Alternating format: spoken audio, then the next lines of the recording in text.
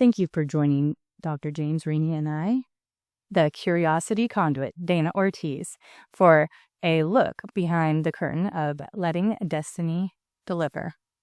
Dr. Rini is a practicing psychotherapist for the last 46 years, and I am a retired law enforcement officer with 26 years' experience. I am now an artist and psychology student.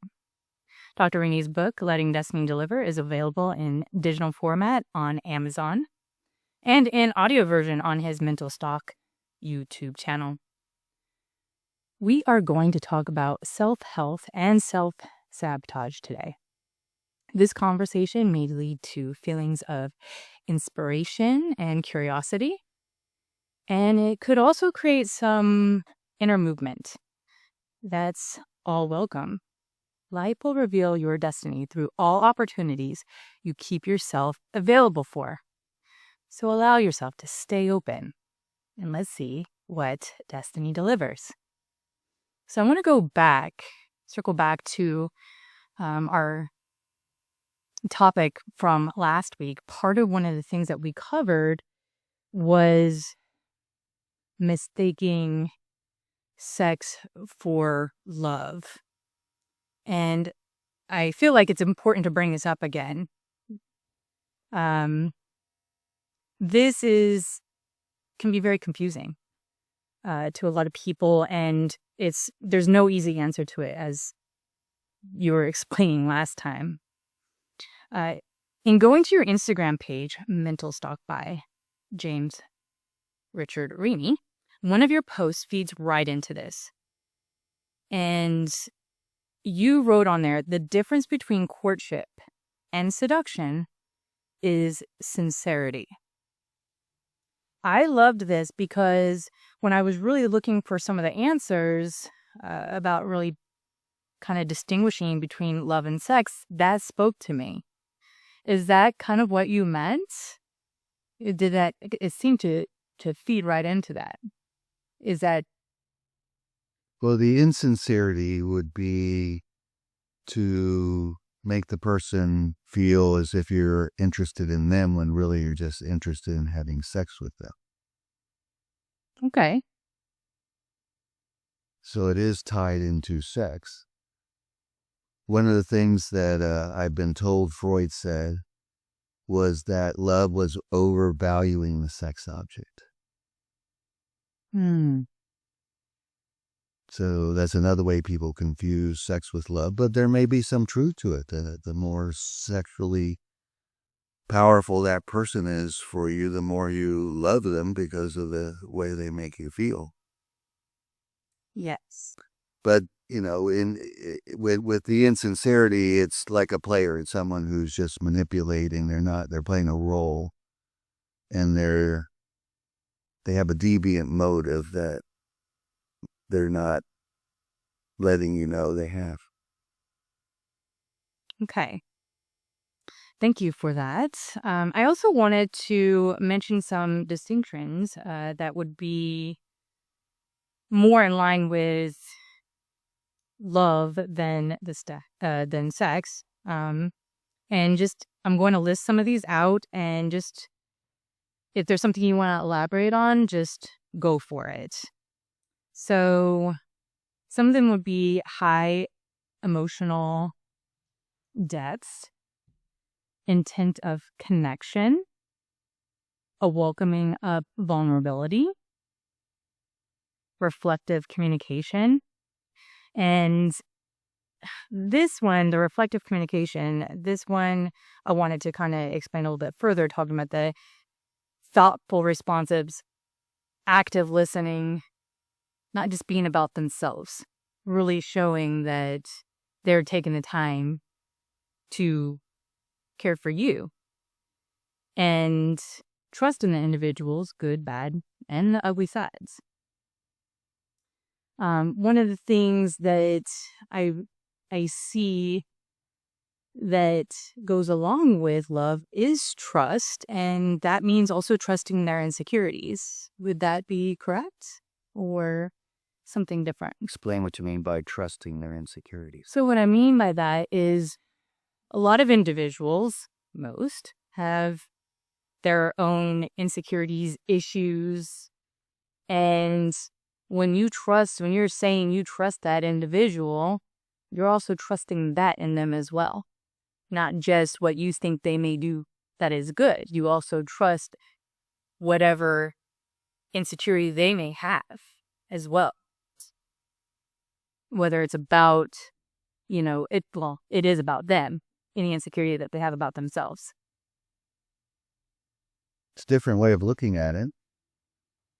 Okay. That you have to trust in their insecurities, that it won't harm you, that their insecurities won't do harm. What are you trusting?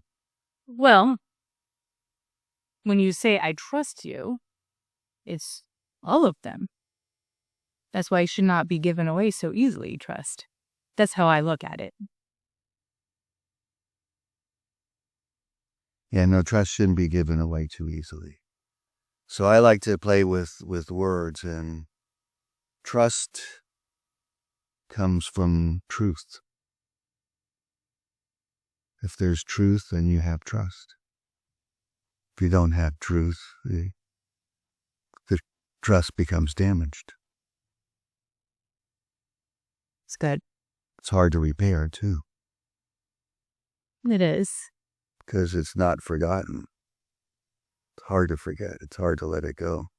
And then trust again, because of the level of vulnerability that you're saying you trust when you love somebody. Because it's a tremendous amount of vulnerability, a vulnerable position to put yourself in. So if I find you lying, now I'm also dealing with that vulnerability and that feeling unsafe. So in contrast, breaking down the imitational sex for love distinctions, I'm going to list a couple here. Sometimes emotional depth, sometimes not, kind of, sort of. I'm not saying that it could be there on a certain day, but certainly not consistently. The intent of pleasure is prevalent. Not that it couldn't be with love, but this is, I think, more of a driving force. Vulnerability is optional. Communication is often surface level. And I think where I talk about the intent of pleasure is prevalent, and where this can get confusing is when you meet somebody and those, you talk about this before, the instinctual drive, the sexual drive, where you just feel like, oh, it's electric, I'm in love. That's where at that moment it could be actually confused. You're not really in love, but it's sex being confused for love. Would that be right in those instances? Could it be? Well, absolutely. It gets confused all the time. Okay. So, let's get down to business of why we're really here today. Self-sabotage. Dum, dum, dum. I love talking about self-sabotage. Why would I love talking about self-sabotage? Because I've done so much of it in my life, and so has everybody else. And I still may do it because unknowingly I might do it. But I think it's something that it's a cool topic to talk about because people can learn from this and grow. So you write in your book, self-sabotage occurs when opposition, rather than promoting growth, brings about deterioration by producing chronic conflict, avoidance, or one-sided thinking. So what is self-sabotage, really? Really, what is self-sabotage? What is happening when we are sabotaging the self? Well, I can give you a global answer to your global question. It's the inability to resolve opposites. Okay. And one of the opposites are many infinite opposites. But one of them is ego versus self. We have to integrate those two because they're totally different personalities and entities within us. Ego is the one that create. We have an image of who we want to be. Self is who we really are. And obviously you want the two of them to be able to work together rather than in opposition to each other. So a lot of times there's self-sabotage because rather than being who we really are, we pretend, we promote this image of ourselves.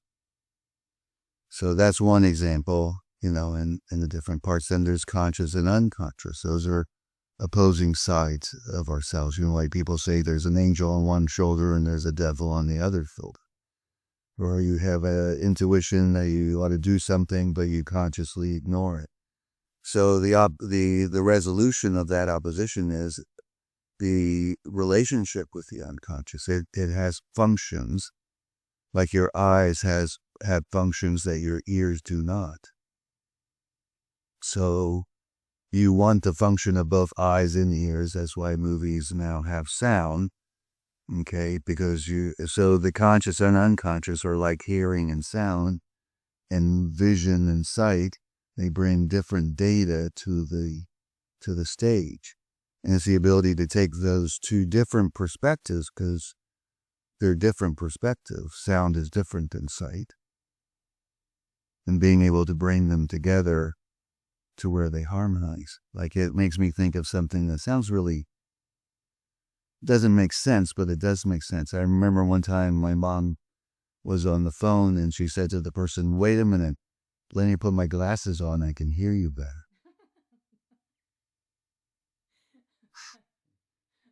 And it's true, because I can put my glasses on, I hear people better too.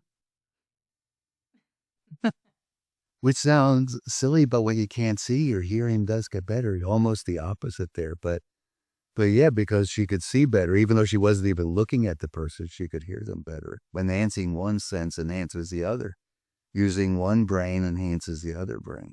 So I'm going to break this down a little bit further. What you're talking about and what we do as individuals when we do self-sabotage in everyday life, what I find this to be is justification for our behaviors that we do, whether it's our limiting belief that we have, that we've discussed, limiting beliefs, right? On how they limit how we see ourselves and what we can do, and then we'll justify the behavior. So when you're talking about the ego and the self, when they're at conflict, how this causes disruption with how you're feeling inside, right? Things are not aligned. Well, this will also cause a disruption, but the justification, we're basically lying to ourselves to make ourselves feel better. And I think over time that can actually create illness, mental, and be damaging to our mental health, and go in line exactly with what you're saying. I mean, is that correct, or am I off a bit there? No, that's why it's called self-sabotage. Okay. Well, I think the biggest thing... You hurt yourself in the process. Well, and I have been thinking about this so much for why it's happened so much in my life, because I'm no different than anybody else out there as far as what could happen to you. I'm human as well. And things that I've done, it's the justification process to make something seem okay when it's in your mind in conflict. So what you're saying is justification is a very big accomplice to self-sabotage. It is. And we do it to salvage our self-esteem because we don't want to feel bad about ourselves. Right? Is that correct? Well, to salvage our decision or our judgment. Yeah. Because we also have a desire to be correct, right? Yeah, the ego, though. See, that's the part of the ego. Yes. Well, and I'm trying to use as much that terminology as you're using. I want to break it down a little bit so it's somebody who's not necessarily studying this field can understand it, Yeah, but ego is a pretty common word. Sure. Okay. As is narcissism and that kind of stuff, you see. Yes. And narcissism has everything to do with being egocentric. It's all about them. Well, I think that somebody who gets to that point, that's just the illness getting further and further away, and you're getting further away from yourself when that happens. I mean, yeah, and it's very easy to do, because we have to choose one or the other, right? Because we're in conflict. Being authentic, because a lot of times if you're egocentric, at the authentic level, you feel very insecure and inadequate, and you don't like yourself. And that's not the image you want to present to the real world. So you see that you have that conflict between the image you present, and you get a lot better reaction from the world versus what you really think or feel about yourself, which at some point then you've totally lied to yourself and can keep it. So, the problem with opposition and what keeps us from resolving it is most people resolve it by choosing one or the other side. And that really does not resolve it. That only creates one-sided thinking. so since you've mentioned that, I want to move on to self-health, because I think that they obviously tie into each other, but I want to read this portion. It's from your book. It says, self-health means opposition to gain perspective on deeper levels of understanding. So what is self-health? Well, obviously, it's the opposite of self-sabotage. If you don't let yourself sleep, that's self-sabotage. If you get the right amount of sleep, that promotes health. Literally. Okay. So the same way with opposition, if, again, one-sided thinking is going to create conflict. You put two people together who think in opposite ways and they only see things one way, you're only going to have conflict. So when we were talking about self-sabotage, I was bringing up, we justify our behaviors, and I tied it into, previous discussions that we've had on limiting beliefs. So we have a limiting belief, we justify the behavior. Is a way to pull us out of that and to show and demonstrate self-health is to self-reflect, and change the behavior based upon the self-reflection. Absolutely. But a lot of people don't know how to or choose to engage in self-reflection in order to get, a better perspective. The other part too that goes with that you keep talking about is the justification process. If one can catch themselves justifying or rationalizing is another word to use. Because, people always tell you why they do something.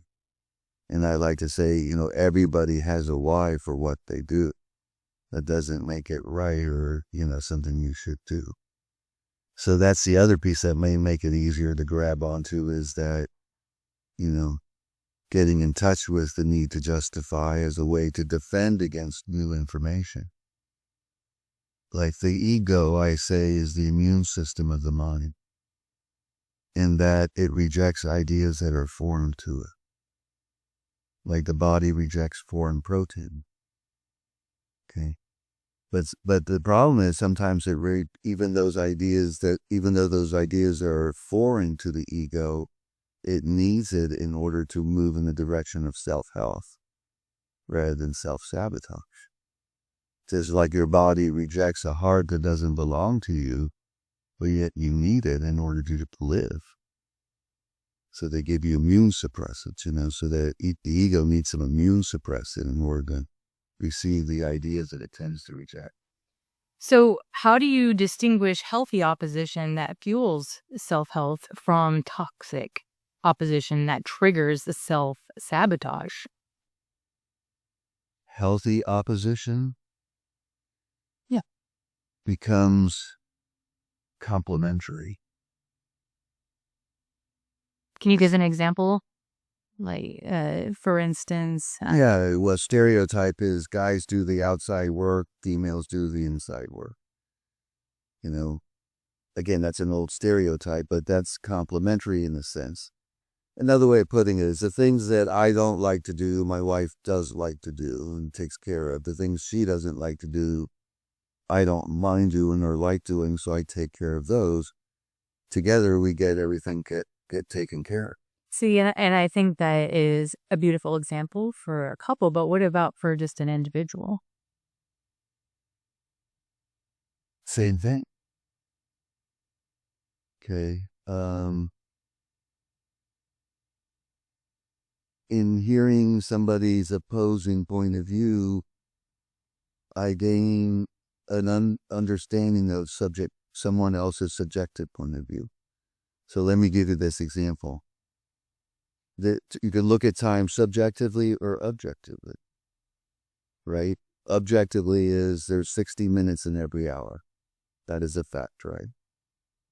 But subjectively, we don't experience every hour as the same length of time. Okay. Which one do you think really we live by, the subjective or the objective? Much more the subjective. It's how long. I mean, something that's really interesting. Time flies when you're having fun. Watch pot never boils. So by learning an opposing point of view, I'm gaining a new meta level of understanding, a new subjective ways of looking at things that I never would have thought of. Okay? That may not apply in this moment, may apply someplace else. So so in that sense, I'm using something that's contrary, but seeing how there may be use of it, The cliche that people like to say is, I made lemonade out of lemons. Yes. That's good. That is definitely good stuff there. So, I'm going to read another last quote here from your book. It says, rather than being able to do things naturally, we rely on pills. Rather than living our own lives, we live vicariously through our heroes. Rather than being real, we pretend. This hits home for me in so many ways, and I chose this to be one of the last quotes that we're going to discuss today because I think it would hit home for a lot of others. And how can one understand the difference between pretending and a role? Because this is important when individuals are learning how to be their authentic self, and we have so many different roles. How do we understand the differences between pretending and roles? It's an excellent question. You're almost looking at them as opposing forces. Okay. So it fits into our prior discussion. But they can be complementary. Like, I'll give this example. When I was getting my master's, one of the last things you do is a practicum. And what you do is you have this room where there's a camera and microphone, and the professor can monitor you and talk to you and client. And they were starting up, and I was doing therapy, and they go, oh, wait a minute, the camera and microphone aren't working yet. So I got out of that role and just was, talking to the guy and dialogue until I was ready. And then go, okay, now it's ready. Well, it turned out it was taping the whole thing. But when I got back into the counseling role, the doctor or the professor goes, I can't watch him. That's not really who he is. He had to leave the room. And he was so right, because I was imagining how I was supposed to be. Like when I first got behind the wheel of the car, I did this with my hands left and right, up and down, because that's what I saw people do. And my car would go left and right, left and right. I didn't realize, oh no, my car is just riding what's happening to the wheels on the road. But it was perfect because it helped me differentiate. The role required my authentic self, not me imagining what that meant. Okay, so you can fulfill a role with authenticity, or you can fulfill the role with lies and pretending to be someone you're not. So it would just be presenting an authentic part of yourself. Or fulfilling that role authentically, yes. Excellent. All right, so I want to get into the last question here. In our fast-paced, high-tech culture, conscious self-reflection often takes a back seat. We talked about this earlier, and you had mentioned a lot of people don't know how to do proper self-reflection to be able to make that change. So which reflective practices or rituals do you recommend to prevent slipping into self-sabotage? Well, there are a lot of questions in that one. Not just one. People, the conscious mind is the mind that seeks to be stimulated. It doesn't want to be bored. Okay, so it seeks stimulation. So one of the reasons the conscious mind is that way is because through stimulation, we then learn our environment and we learn how to adapt. And as we adapt, we grow. And what's happened is that need for stimulation has been hijacked for the need for entertainment. And so people spend all their time using their conscious mind to be entertained. And technology has given them all the tools they need just in their iPhone or their phone alone to entertain themselves nonstop for hours in and hours out. In fact, they can't pull themselves away a lot of time to do the things that they have to.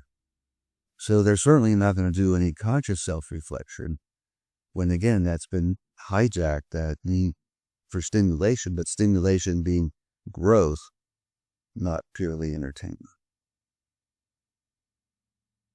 So that's one answer to your question. Meditation is something people do. Mindfulness is something people do.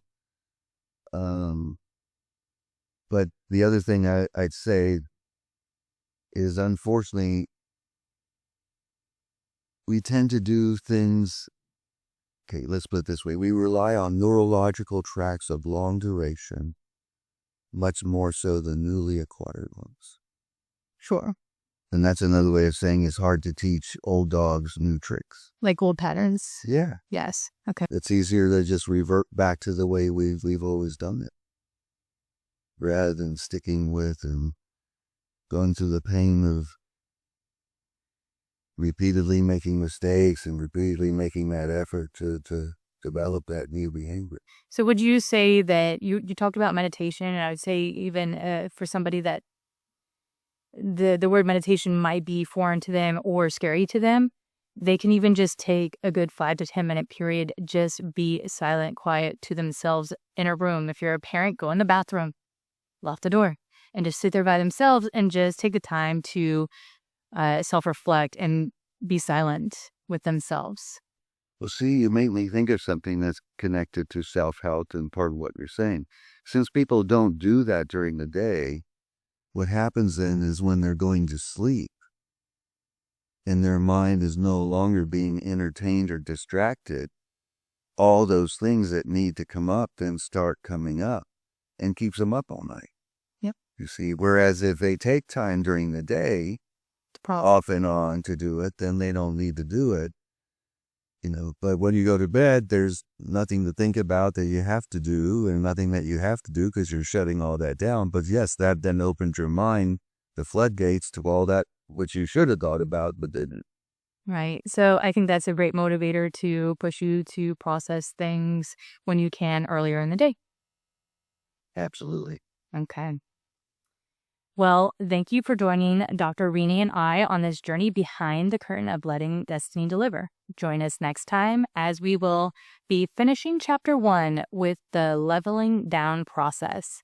Keep exploring, stay curious, and remember, destiny isn't something you chase. It's something you allow. Until next time, be well.